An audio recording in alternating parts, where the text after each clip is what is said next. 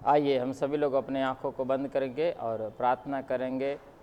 सर्वशक्तिमान प्रभु परमेश्वर, अनुग्रहकारी राजा, आपको धन्यवाद करते हैं, आपकी स्तुति करते हैं। प्रभु परमेश्वर, कुछ पल आपके वचन को मनन करने जा रहे हैं। पिछले समय में जो प्रभु जी जो लोग स्वर्ग राज्य से बाहर रह जाएंगे और प्रभु आप उन्हें छोड़ देंगे, ऐसी बातों को हम समझ लेना चाहते हैं। आपके वचन की बातों से वही समझने के लिए प्रभु आपका वचन मनन करने जा रहे हैं।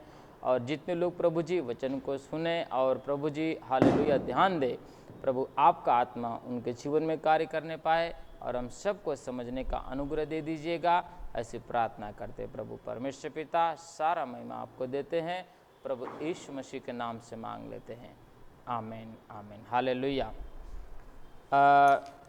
प्रभु की स्तुति हो, प्रभु की महिमा हो कि एक बार फिर प्रभु परमेश्वर की दया से, प्रभु की कृपा से प्रभु के वचन को, उन बातों को समझने के लिए फिर से अवसर मिला जो पिछले समय प्रभु ने हम सबको सिखाने के लिए जो अवसर दिया।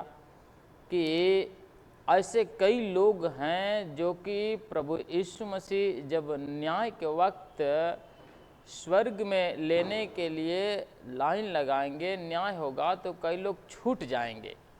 इसलिए जो मनुष्य के अंदर, कई लोगों के अंदर ऐसे आचरण और ऐसी बातें छुपी बैठी हुई हैं जो कि न्याय और फैसले के वक्त उनको स्वर्ग राज्य के लाइन से बाहर कर दिया जाएगा।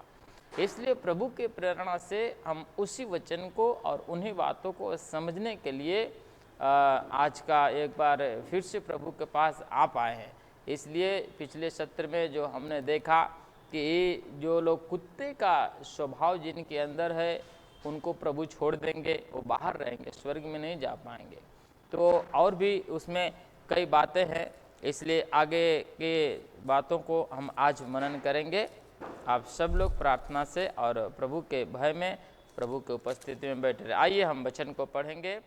प्रकाशित वाक्य की किताब 22 अध्याय और उसका 15 कलम। प्रकाशित वाक्य की किताब 22 अध्याय उसका 15 कलम। पर कुत्ते और टोने और व्यभिचारी और हत्यारे और मूर्ति पूजक और हर एक झूठ का चाहने वाला और गढ़ने वाला बाहर रह जाएगा। बाहर रह जाएगा। कहाँ से बाहर रह जाएगा? नए यरूशलेम में जो प्रवेश करने के लिए प्रभु ने हमें तैयारी का अवसर दिया है, यह तैयारी का समय है। प्रभु यीशु मसीह दूसरे आगमन में आने के लिए बहुत ही उतावल है। इसलिए आज हम सब लोग इन वचन की बातों को देखकर और जो घटनाएं देश में, विदेशों में और हमारे देश में घट रही है, उनको देख करके प्रभु के आने का समय नज़दीक है। इसलिए सारी बातों को छोड़ करके तैयारी के वचन को हम ध्यान देना चाहते हैं। इसलिए आप सब लोग इस वचन को ध्यान से समझे। पर कुत्ते, जो लोगों के अंदर कुत्ते का स्वभाव है, वो लोग छूट जाएंगे। और आज हम देखेंगे टोना करने वाले। टोना करने वालों के अंदर ऐसी क्या खास बात होती है कि प्रभु उनको छोड़ देगा, वो रह जाएंगे बाहर। अगर आपको वो जाएंगे कहाँ, टोना करने वाले जाएंगे कहाँ, ये बातों को अगर समझना है तो प्रकाशित वाक्य किताब और उसका 21 अध्याय उसका 8 कलम में पढ़ता हूँ, आप लोग ध्यान से समझिएगा। परंतु डरपोकों और अविश्वासियों और घिनौनों और हत्यारों और व्यभिचारियों और टोनों, देखो यहाँ भी टोना, और मूर्ति पूजकों और सब झूठों का भाग उस झील में मिलेगा जो आग और गंधक से जलती रहती है। यह दूसरी मृत्यु है। इसमें भी कई प्रकार के लोग हैं, नरक में डाले जाएंगे। परंतु इसमें एक जो हमारा पॉइंट है यहाँ पर, कुत्ते और टोनों, प्रकाशित वाक्य 22 का 15 में, कि टोना करने वालों को बाहर छोड़ दिया जाएगा। तो बाहर छोड़ करके करेंगे क्या प्रभु? उनको यही करेंगे जो अभी प्रकाशित वाक्य 21 का 8 में लिखा है कि टोने भी उस आग के झील में डाला जाएगा। आग के झील में, नरक जिसको बोलते हैं, जिस नरक में आग जल्दी रहती है और वहाँ के कीड़े आग खा करके जीवित रहते हैं, ऐसी जगह को नरक कहा जाता है। देखिए, अधोलोक और और अथाह कुंड, ये उतना डेंजर और ख़तरनाक नहीं है जितना खतरनाक आग की झील है जिसको नर्क बोलते हैं। वहाँ से बचने के लिए उस जगह पर न्याय के वक्त वहाँ पर लोग डाले जाएंगे। तो वहाँ से बचाने के लिए और हमारे अंदर जो स्वभाव छुपा बैठा हुआ कि उस जगह पर ले जाएगा जिस जगह के कीड़े आग खा कर जीवित रहते हैं, वहाँ से बचाने के लिए इस वचन की बातों को हम आपके बीच रखना चाहते हैं। यदि आप बचना चाहते हैं तो इस वचन को ध्यान से सुने। टोना करने वालों को प्रभु बाहर छोड़ देंगे। टोना है क्या चीज़? अगर आप हमारे साथ आ जाओ व्यवस्था विवरण की किताब, व्यवस्था विवरण उसका 18 अध्याय, व्यवस्था विवरण और 18 अध्याय, वहाँ पर प्रभु ने कई बातों को लिख रखा है। 18 अध्याय और उसका 9 कलम, व्यवस्था विवरण की किताब 18वां अध्याय उसका 9 कलम।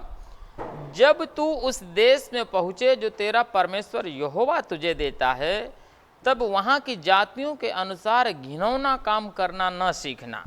घिनौना काम क्या है? वो घिनौना काम, तुम में से कोई ऐसा न हो जो अपने बेटे या बेटी को आग में होम करके चढ़ाने वाला, बेटा और बेटी को, छोटी मोटी बातें नहीं। हमारे देश में ऐसे भी टोना होते हैं कि अपने बच्चों को भी लोग अंधश्रद्धा की बातों पर, किसी ओझा की बात मानकर, किसी तांत्रिक की सलाह लेकर के, किसी पुजारी की सलाह लेकर के अपने बच्चों को भी बलि कर देते हैं। ये सब टोना के अंतर्गत आता है। हमारे देश में ऐसा भी टोना होता है। इसलिए प्रभु परमेश्वर कहते, तुम में से कोई न हो जो अपने बेटे या बेटी को आग में होम करके चढ़ाने वाला या भावी कहने वाला। भावी कहने वाला, भावी का मतलब होता है कि आपको कुछ भी दिक्कत हो, सिर दर्द होता है, पेट दर्द होता है और आप किसी ओझा के पास जाते हो, तो ओझा आपको क्या बताएगा? आपके घर में शनि का साया है, आप जिस घर में रहते हो उसमें कोई मर गया था इसलिए उसकी आत्मा आपको सता रही है, या तो फिर इस घर में चुड़ैल का साया है। ये सब भावी ओझा लोग जो बताते हैं, जो भूतों की बातें और जो अंधकार के प्रभाव को आपके अंदर डालते हैं, वो सब भावी के अंतर्गत आता है। क्योंकि पौलुस और सिलास जब प्रार्थना के स्थान पर जा रहे थे तो ऐसा लिखा, एक दासी मिली और उसके अंदर भावी कहने वाली आत्मा थी। तो भावी कहने वाली आत्मा का गुण यही होता है कि बीता कल आपके अंदर आपको बता देंगी। आपके साथ पिछले कल, 1 महीना पहले, 1 साल पहले आपके साथ क्या घटना घटी, आपके खानदान में क्या घटना घटी, आपके परिवार में क्या घटना घटी, ये सारी बातें ओझा, तांत्रिक और पुजारी लोग बता देते हैं। इसको भावी कहते हैं या भविष्यवाणी भी बोल सकते हैं। परंतु भविष्य में 1 साल के बाद आपके साथ क्या होने वाला है, आपको क्या मिलने वाला है, आपके साथ क्या घटना घटने वाली है, ये ओझा, पुजारी और तांत्रिक नहीं बता सकता। ये तो परमेश्वर का आत्मा ही बताता है, जिसको परमेश्वर की ओर से भेजा हुआ भविष्यवक्ता बोलते हैं। परमेश्वर के भविष्यवक्ता और शैतानों के भी भविष्यवक्ता हैं। उनके अंदर अगर फर्क आपको अगर जांचना है तो यही फर्क होगा। परमेश्वर का भविष्यवक्ता बीती बातों को भी बताएगा और भविष्य की बातों को भी बताएगा, क्योंकि उसके अंदर परमेश्वर का आत्मा है और परमेश्वर हजारों साल बाद तक की बातें आज बोलने वाला प्रभु है। और शैतान का भविष्यवक्ता कल जो हुआ, इसके बाद जो हुआ है आपके परिवार में, वह बताएगा। इसको भावी कहते हैं, भविष्यवाणी भी कहते हैं। और भावी कहने वाला या शुभ अशुभ मुहूर्तों का मानने वाला, शुभ अशुभ मुहूर्त को मानने वाला हमारे हिंदुस्तान में इतना घटिया रीति से पूरी जाति में फैला हुआ है, जिसको वर्णन करना बहुत ही समय लग सकता है। बुधवार को ये काम नहीं करना चाहिए, शनिवार को नाखून नहीं काटना चाहिए, हाँ आज तो सोमवार है, आज सोमवार है इसलिए काम करो। आज आज ये खाना नहीं खाना चाहिए। ऐसी श्रद्धा में मसीह लोग भी कई लोग जीते हैं। ये सब टोना के अंतर्गत आता है। यदि आप प्रभु यीशु मसीह पर विश्वास करते हैं, बाइबल पढ़ते हैं, चर्च में आते हैं और आप यह दिन अच्छा है, यह दिन खराब है, यह दिन शुभ है, यह दिन अशुभ है, इस दिन को शादी का दिन रखना चाहिए, यह दिन नहीं अच्छा है, इस दिन तो हमारे घर में मरण हुआ था, इस दिन को हमारे घर में एक्सीडेंट हुआ था, इस दिन हमारे घर में घटना घटी थी, इसलिए इस दिन कोई प्रसंग न रखो, इस दिन कहीं बाहर न जाओ, इस प्रकार की भी विचार वाले लोग हैं। और मैं आपको बता देना चाहता हूं, इतना छोटा सा विचार भी आपको स्वर्ग राज्य से वंचित कर देगा। इसलिए इन बातों को आपके सामने हाईलाइट करने के लिए इस वचन की बातों को आपके पास लेकर आए हैं कि शुभ अशुभ का मुहूर्त को मानने वाला, आज मंगलवार है तो ये नहीं होना चाहिए, शनिवार को शनि का साया है इसलिए कहीं मत जाओ, तुम्हारे साथ घटना घट जाएंगी। हालेलुया। ऐसी बातों को बिल्कुल नहीं। जो प्रभु यीशु मसीह पर विश्वास करता है, कोई भी दिन हो, 6 दिन प्रभु परमेश्वर ने सृष्टि को बनाया, 7वें दिन विश्राम किया। अगर एक भी दिन खराब होता तो उस दिन को परमेश्वर बनाते ही नहीं। इसलिए ये सब टोना के अंतर्गत आता है। और शुभ अशुभ मुहूर्तों का मानने वाला या टोना या तांत्रिक। टोना, कई लोग किसी अच्छे प्रोग्राम में जाते हैं तो जाते समय क्या होगा, काली बिल्ली ने उनका रास्ता काट लिया तो क्या नहीं जाना चाहिए, नहीं जाना चाहिए, काली बिल्ली रास्ता काट, अशुभ होगा। जिस काम के लिए हम जा रहे हैं वो काम हमारा सफल नहीं होगा क्योंकि काली बिल्ली ने रास्ता काट दिया। अरे भाई, काली बिल्ली ने रास्ता काट दिया या फिर चली गई तो उसमें उसका क्या दोष है?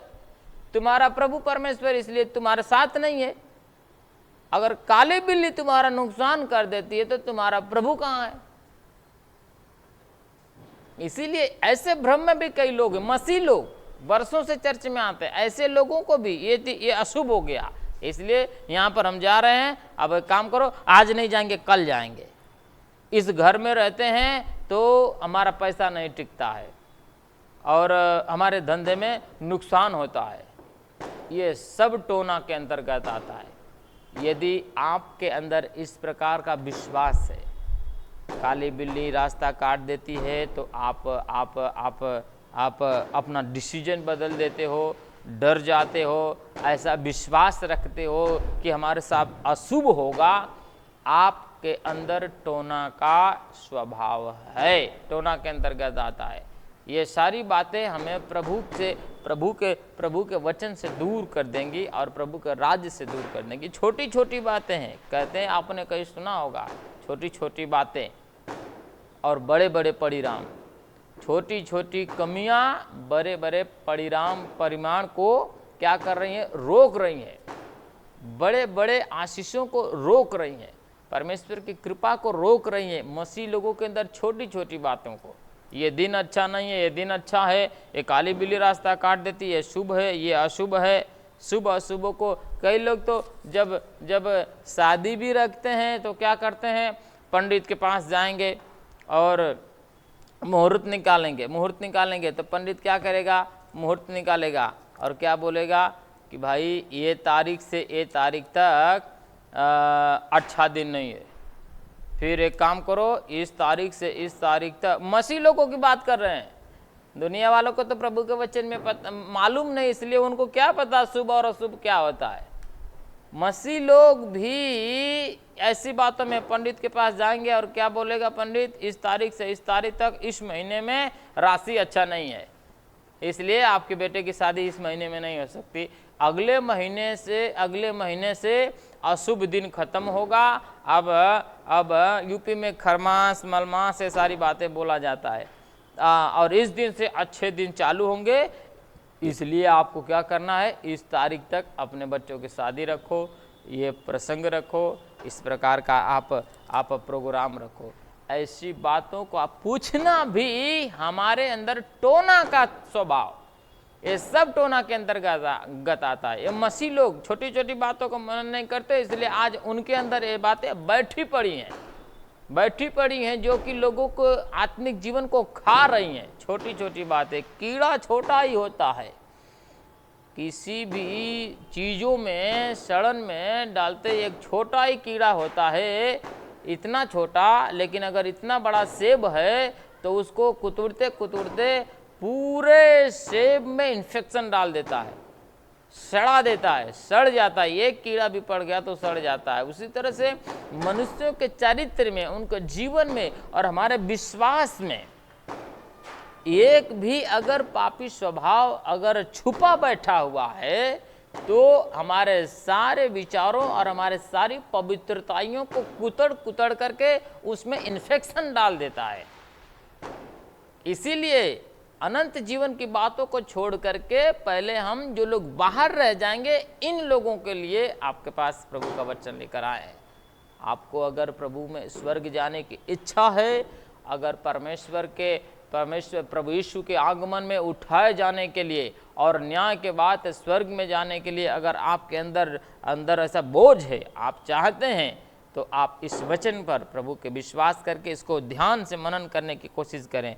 टोना और तांत्रिक, आपको मालूम है, काली बिल्ली और जब छोटा बच्चा पैदा होता है तो बड़े बुजुर्गों ने संस्कार बना रखा है क्या करने का, उसको आँखों में काला काला सूरमा लगा दो और बड़ा टीका लगा दो, हाथ में काला छल्ला पहना दो और पाँव में भी काला धागा बांध दो, गले में भी काला धागा बांध दो। क्यों? नज़र न लगे, कोई भूत ना आवे। तो आपका यीशु कहाँ गया? स्वर्गदूतों को प्रभु ने कहा है, मैं अपने डरवैयों के चारों ओर स्वर्गदूत रक्षा करें इसलिए भेजे रहता हूं। और हमारा विश्वास कहाँ है? कालक पर, काला टीका पर और हाथ में काला डोरा पर। बच्चा पैदा होता है तो उसको काला डोरा बांधते, हर शरीर के अंग पर काला, कमर में बांध देंगे। हाँ, ये सब बातें टोना के अंतर्गत आती हैं और मसीह लोगों के अंदर भी ऐसा है। आपका विश्वास काला धागा पर है। काला धागा आपको बचाएगा टोना नज़र से, और काला टीका आपको बचाएगा नज़र से। प्रभु यीशु मसीह नहीं बचाएंगे। ऐसा ही विश्वास हुआ ना हमारा और आपका। कितना घटिया विश्वास है, कितना बुरा लगता होगा प्रभु को कि जहाँ पर मुझे बुलाने की चाहिए, जहाँ पर मुझ पर भरोसा इनको दिखाना चाहिए, उस जगह पर मुझे भरोसा दिखाने की जगह, मुझ पर भरोसा दिखाने की जगह ये लोग काला धागा पर भरोसा रखते हैं। इसलिए यहाँ पर प्रकाशित वाक्य में लिखा हुआ है, प्रभु यीशु मसीह ने डायरेक्ट एक फैसला सुना दिया है कि भाई कुत्ते और टोने और व्यभिचारी और हत्यारे और मूर्ति पूजक और हर एक झूठ का चाहने वाला और गढ़ने वाला बाहर रहेगा, बाहर कर देंगे प्रभु। अभी जो बातें प्रभु के वचन से सिखाते आप सुनते हो, समझते नहीं, तो उसमें आपकी कमजोरी है, क्योंकि समझने के लिए समय नहीं देते प्रभु को। इसलिए प्रभु के वचन को सुनकर समझकर जो कोई अपने परिवार में, अपने जीवन में बदलाव नहीं लाता, ये टोना जैसे आचरण को निकाल नहीं देता, वो एक समय बाहर कर दिया जाएगा। प्रभु को बिल्कुल पसंद नहीं है। जी हाँ, प्रभु को पतरस ने एक बार यीशु मसीह जा रहे थे, पानी पर चल रहे थे। पतरस ने बोला, हे प्रभु अगर तू है तो मुझे आज्ञा दे कि मैं भी पानी पर चलूं। तो प्रभु यीशु मसीह ने कहा ठीक है आजा। तो वो पानी पर चलने लगा, लेकिन जैसे ही इधर उधर देखा और डरा तो डूबने लगा। वहीं प्रभु यीशु मसीह ने डांट लगाई, ए अल्प विश्वासी, तूने संदेह क्यों किया? वहीं आज के विश्वासियों को अगर थोड़ा भी टेढ़ा बोल दो तो नाराज हो जाते हैं। तो आप प्रभु यीशु मसीह का क्या आवाज़ सुनेंगे और क्या प्रभु की बातों को पसंद करेंगे? हाँ, एक मनुष्य, एक प्रचारक की बातों को पसंद नहीं करते। किसी बार हमने किसी सभा में ये सवाल किया था कि भाई कोई ऐसी मिठाई का नाम बताओ, मिठाई जो दुकान पर मिलती है हलवाई के पास, जिसको खाने से मनुष्य के स्वास्थ्य के लिए बहुत अच्छा है, कैल्शियम मिलता है। तो किसी ने बोला भाई काजू कतरी बहुत महंगी मिलती है, वो खाने के लिए अच्छा है, काजू का बनता है। तो हमने एक शुगर वाले व्यक्ति से पूछा, भाई आपको डॉक्टर ने बोला है खाने के लिए? बोला नहीं भाई। तो फिर काजू कतरी भी कोई काम की नहीं। कोई मिठाई नहीं है जिसको खाने से मनुष्य का हेल्थ अच्छा रहे, स्वाद के लिए सिर्फ बना हुआ है। तो जब मिठाई खाने से हेल्थ अच्छा नहीं होता तो मीठी बातें बोलने से आपका भविष्य कैसे अच्छा होगा? इसलिए हम मीठी बातें को पसंद नहीं करते, क्योंकि मीठी बातें आपके हेल्थ को बिल्कुल नहीं बदले, अनंत जीवन के लिए नहीं ले जाएंगी। ये टेढ़ी बातें, कड़वी दवाई ही मनुष्य के बुखार को उतारती है।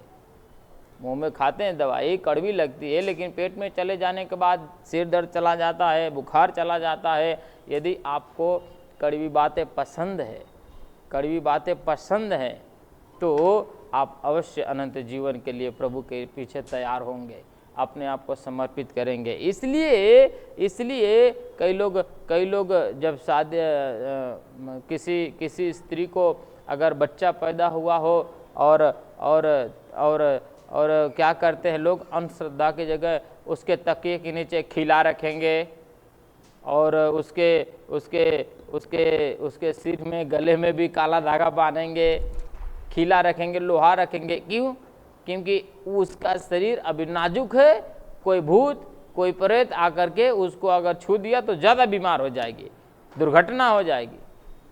भाई साहब, यही बातों तो टोना को दर्शाती हैं, यही है टोना। अगर आपको प्रभु पर संपूर्ण विश्वास नहीं है तो आप प्रभु के पीछे मन लगा करके दुआ करें, वचन पढ़े, प्रार्थना करें। हाँ, ऐसी परिस्थितियों में परखा जाता है। यदि आपको प्रभु यीशु मसीह में आए 1 साल हो गया, 6 महीना हो गया, 1 साल हो गया, 2 साल हो गया, आपके अंदर जो नए लोग हैं वो तो समझे नहीं रहते हैं, इसलिए इन बातों को कर बैठते हैं। परंतु पुराने लोगों के अंदर ऐसी बातें नहीं होनी चाहिए। आपको विश्वास से प्रभु में जीवन जीना है। हालेलुया। हाँ, और अगर उनको प्रार्थना करने जाओ तो खिला हटाएंगे नहीं, खिला भी रहेगा। कई बार प्रभु के दास बोल भी चुके हैं। तो ये सब बातें क्या है, टोना के अंदर आती है, जो कि हमें क्या करेगी, यहाँ से बाहर निकाल देंगी। आपको मालूम है, एक बार एक कलम मैं आपके लिए पढ़ता हूँ, दूसरा राजा की किताब, उसका 1 अध्याय और उसकी 1 कलम से पढ़ता हूँ। अहाब के मरने के बाद मोआब इज़राइल के विरुद्ध हो गया। अहज्या एक जालीदार खिड़की में से जो सोम्रोन में उसकी अटारी में थी गिर पड़ा और बीमार हो गया। तब उसने दूतों को यह कहकर भेजा, तुम जाकर एक्रोन के बाल-जबूल नामक देवता से यह पूछाओ कि मैं इस बीमारी से बचूंगा कि नहीं। लो, अहज्या नाम का जो राजा था, खिड़की पर से गिर गया और गिरने के कारण चोट लगी और बीमार हो गया। तो उसने एक नौकर को बोला कि भाई जाओ, उस गांव में जाओ और एक तांत्रिक है, उससे ये पूछ करके आओ कि मैं गिर गया हूँ, बीमार हूँ, तो मर जाऊंगा कि बच जाऊंगा। आप बताइए, मरने की घटना और जीने की घटना भी तांत्रिक लोगों के पास जाने, ऐसा कुछ होता है नहीं। आखिर तांत्रिक किसी के भविष्य की बातें कैसे बता सकता है? लेकिन हमारे मन के अंदर जो है, हमारा विश्वास है कि हम तांत्रिक के पास जाएंगे और हमें वो सब बातें बताएगा। ये सब टोना के अंतर्गत। तो वहाँ पर एक दूत गया। तब यहोवा के दूत ने तिशबी एलियाह से कहा, 1 राजा 1:3, कहा उठकर सोम्रोन के राजा के दूतों से मिलने को जा और उनसे कहा, क्या इज़राइल में कोई परमेश्वर नहीं जो तुम एक्रोन के बाल-जबूल देवता से पूछने जाते हो? लो, वह देवता से पूछने के लिए मैं मर जाऊंगा कि बच जाऊंगा, पूछने के लिए एक नौकर को भेजा। तब तक बीच रास्ते में परमेश्वर ने अपने भविष्यवक्ता को, एलियाह को, अपने दास को भेजा और उस नौकर को पकड़ करके बोला, क्या तुमको शर्म नहीं आती? विश्वासी होने के बावजूद इज़राइल का सर्वशक्तिमान परमेश्वर, सृष्टिकर्ता परमेश्वर इज़राइल में सबकी आज्ञावानी करता है, सबके भविष्य की बातें बताता है, और तुम तांत्रिक के पास जा रहे हो टोना करवाने, ओझाई करवा करके पूछने। तुमको शर्म नहीं आती है? तुमने ये जो गलत काम किया, परमेश्वर की दृष्टि में टोना किया, इसलिए जाओ और उसको खबर दे दो। अब तो वो जा क्या बताएगा, हम ही बता देते हैं कि वो मर जाएगा। टोना करने के लिए, टोना और तांत्रिक और ओझाओं से सलाह लेने के लिए भेज दिया कि मरने की खबर प्रभु की ओर से आ गई। कितना घटिया और कितना गंदा काम है, इस बात को समझने की कोशिश करें। हमें स्वर्ग से बाहर करने की बातें हैं ये। छटिंग होगी जब ना, यीशु मसीह, प्रभु यीशु मसीह ने एक जगह लिखा हुआ है कि जैसे चरवाहा भेड़ों को बकरियों से अलग करता है, उसी तरह से एक बार जब न्याय होगा तो बकरियों में से भेड़ों को अलग करेगा। हालेलुया। तो भेड़ों को उन्हीं लोगों को लिस्ट में डाला जाता है जो चरवाहा जो एक बार बोल देता है उसी बात को मानते हैं, उसकी बात को सुनते हैं और उसी के आधार पर चलते हैं। चरवाहा आगे आगे चलता है और भेड़ पीछे पीछे चलती है। बकरियों के अंदर इतना अच्छा स्वभाव नहीं होता है, इसीलिए उनको छांटिंग करेगा प्रभु। जी हाँ, आप समझने की कोशिश करें। टोना जो होता है, या अगर हम आपको बताएं, हम यूट्यूब में लाइव ये वचन को सीख रहे हैं, इसलिए कई बातें खोलकर भी नहीं बताई जाती। हमारे देश में लोगों को अगर अपना धंधा आगे बढ़ाना है ना, तो भी तांत्रिकों के पास जाकर के क्या करते हैं मालूम है, टोना करवाते हैं, पूजा करवाते हैं। क्या करने के लिए? हमारा धंधा आगे बढ़ना चाहिए, हमारे दुकान में ग्राहक ज़्यादा आवे, इसके लिए भी लोग टोना कराते हैं।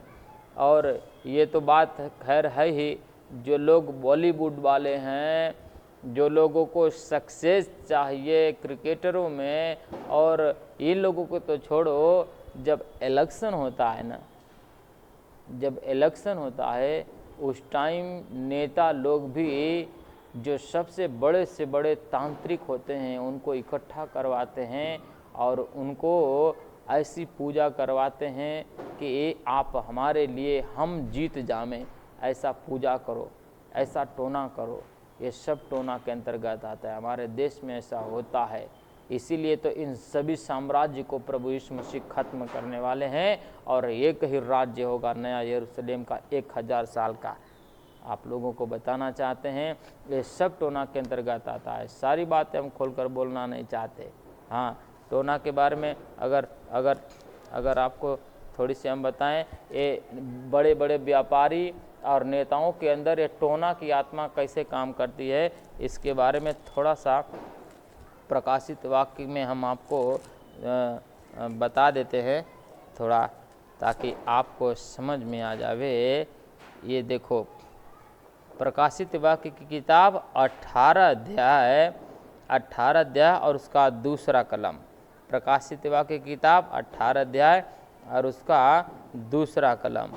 इसके उसने ऊंचे शब्द से पुकार कर कहा, गिर गया, बड़ा बेबीलोन गिर गया, वह दुष्ट आत्माओं का निवास और हर एक अशुद्ध आत्मा का अड्डा और हर एक अशुद्ध और घृणित पक्षी का अड्डा। अशुद्ध आत्माओं का अड्डा कौन है? बेबीलोन। बेबीलोन क्या है? अशुद्ध आत्माओं का अड्डा। अशुद्ध आत्माओं का अड्डा जहाँ होता है, वहाँ से टोना की क्रिया के द्वारा जो कोई उन अशुद्ध आत्माओं से जुड़ जाता है, आप हमें सक्सेस दो, आप जैसा बोलोगे वैसा हम करेंगे। तो ये जो अड्डा है, जिसको बेबीलोन नाम दिया गया है, जिसको इल्यूमिनाटी भी कहते हैं आज के समय में, तो जिनको सक्सेस चाहिए, नेता बनना है, अधिकारी बनना है, बड़ा व्यापारी बनना है, तो उनकी काबिलियत से कभी नहीं बन सकते, क्योंकि उनकी काबिलियत इतनी घटिया होती है कि ईश्वर की ओर से इनको बिल्कुल मदद नहीं मिलती। वो लोग क्या करते हैं, इन दुष्ट आत्माओं की सहायता से, तांत्रिकों के रास्ते क्या करते हैं, लोगों के ध्यान को अपनी ओर कराते हैं और व्यापार में आगे बढ़ते हैं, और नेतागिरी में आगे बढ़ते हैं। ये सब टोना के अंतर्गत आता है। इसलिए और भी बहुत सारी बातें हैं, सारी बातों को रत्ती रत्ती करके बताना उतना वक्त नहीं है, क्योंकि आपके पास उतना सुनने का वक्त नहीं है। हाँ, ये सब मोबाइल का ज़माना आ गया है कि लोगों को परमेश्वर के वचन को पढ़ने और सुनने और समझने का समय छोड़ करके उसमें समय बिताते हैं और अपना टाइम खराब करते हैं। आपको बताएं, इन लोगों को जिनके अंदर टोना का स्वभाव है, शुभ अशुभ की बातें और जो हमारी अंधश्रद्धा की विश्वास है जिस पर प्रभु मना करता है, इन बातों को हमेशा खत्म करें। एक एक कदम यीशु के नाम से बढ़ाएं। जहाँ नज़र लगती है वहाँ पर यीशु के नाम से उसको हटाएं। जो बातें आपको, जो दिन आपको अशुभ लगता है, यीशु के नाम से उसको शुद्ध करें। हर एक दिन को प्रभु ने शुद्ध, आपके विचार में सिर्फ ये सब टोना की आदतें हैं, इसलिए इन बातों को याद रखें। आइए प्रार्थना करें।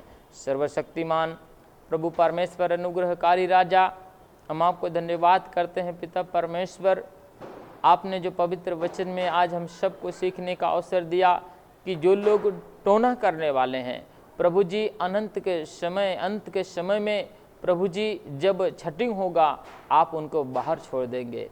पिता परमेश्वर, जो वचन आज हम सब लोगों ने सुना है, और परमेश्वर पिता जितने लोग आज इस ऑनलाइन के द्वारा सुन रहे हैं प्रभु जी, हम प्रार्थना करते हैं उनके जीवन में इस वचन को विश्वास करके, और जो जो छोटी छोटी बातें जो टोना के रास्ते हमारे जीवन में बनी बैठी है, हमारे घर में, हमारे परिवार में बनी बैठी है, उनको निकाल देने के लिए आप सहायता करिएगा पिता परमेश्वर। ऐसी प्रार्थना करते प्रभु जी, हालेलुया। क्योंकि प्रभु जी, हम नहीं चाहते कि लोगों के अंदर इस प्रकार का गंदी आत्माओं के रास्ते, टोना के रास्ते गंदी आत्माओं का प्रभाव हो। खुदावंत परमेश्वर, अपने पवित्र आत्मा की सहायता से और अपने वचन की सहायता से प्रभु जी उनको शुद्ध करें, साफ करें, और तैयारी के लिए प्रभु जी सबको परमेश्वर पिता अच्छा नया मन दे दीजिए। ऐसी प्रार्थना करते हैं प्रभु, सारा महिमा आपको देते हैं, प्रभु यीशु के नाम से मांग लेते हैं, आमीन आमीन। प्रभु सबको आशीष दे, सबको जय मसीह।